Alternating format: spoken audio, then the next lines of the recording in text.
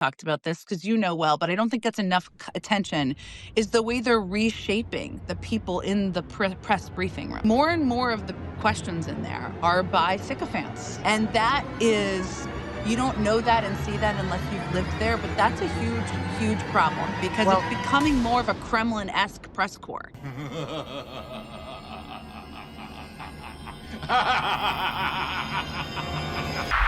That's it. They finally broke me. That's right. Jen Circleback Psaki is back. Why are you doing this to us? Check it out, then I'll bring receipts to demonstrate just how absolutely absurd this segment is. That I think doesn't, I think you've probably talked about this because you know well, but I don't think gets enough attention, is the way they're reshaping the people in the press briefing room. More and more of the questions in there are by sycophants, are by people who are not asking about news that the American people cares about. Mr. President, what did you order? Chocolate chip. Oh, yeah. Chocolate chip. Mr. Biden, what flavor did you get? We got one vanilla, one chocolate, but I wanted to get what we call black and white, but we're going to move it. In other words, we're going to... How's the ice cream, Mr. Biden? That's a lot for one pound. Better than Dairy Queen? I'm not sure which one. Chocolate chip. You're not getting in Rocky Road for infrastructure?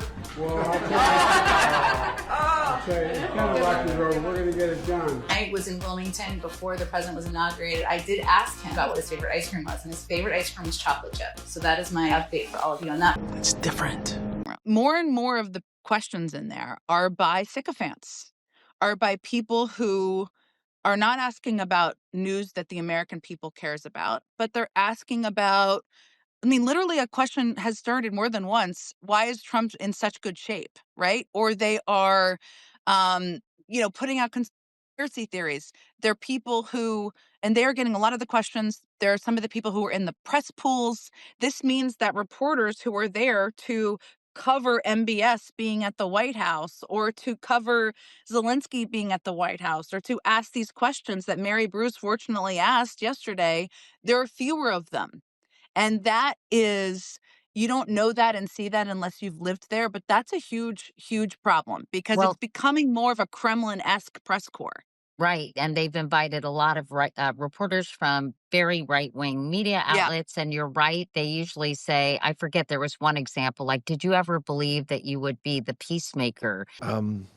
Does all this sound at all familiar to you? Yeah, I don't like that kind of sycophancy in the press either, but that has been standard operating procedure when it came to Barack Obama and Joe Biden. Well, we were the good guys in 1984. It felt that way. It hasn't felt that way in recent years. So Obama's had really a different task. We were seen too often as the bad guys.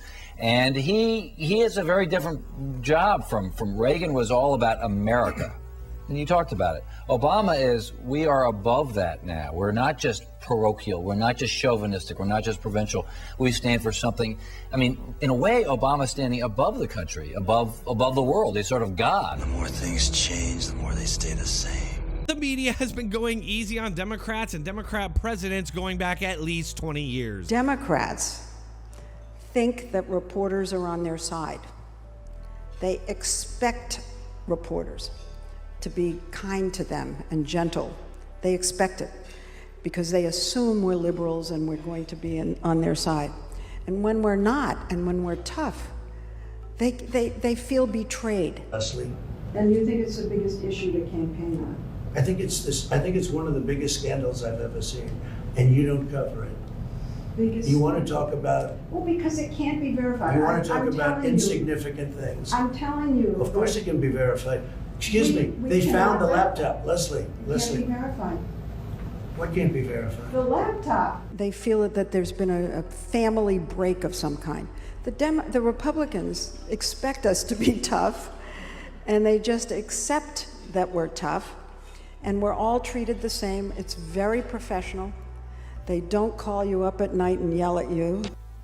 I should have let you. What the fuck? This is the same Jen Psaki that claimed the Hunter Biden laptop was Russian disinformation. The president has said, and you have tweeted, that allegations of wrongdoing based on files pulled from Hunter Biden's laptop are Russian disinformation. There is a new book by a Politico reporter that finds some of the files on there are genuine. Is the White House still going with Russian disinformation? I think it's broadly known and widely known, Peter, that there was a broad range of Russian disinformation back in 2020. Okay. They are, putting out conspiracy theories because it's becoming more of a Kremlin-esque press corps.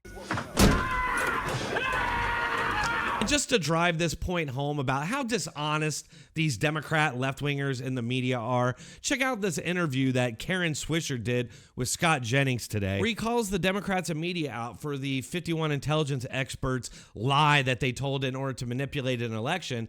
And her response to that is that it was just normal politics. The story was true. There wasn't really any dispute of that, other than from these 50 people who come from government, who are in and out of government when Democrats are in power. That's politics to me, Scott.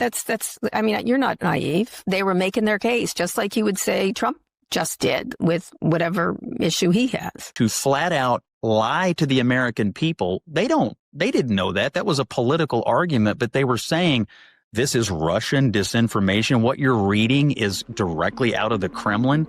It was one of the biggest lies that was told to try to get Joe Biden over the finish line. Do you think that's just politics as usual? Yes, I do, actually. I've been saying it. I've been saying it for 10 damn years. Ain't I been saying it, Miguel? All right, folks, what do you all think? Let me know in the comments. And if you're still here, might as well hit that like button and subscribe. I do post on a regular basis, so make sure to keep checking back for more. Thanks a lot.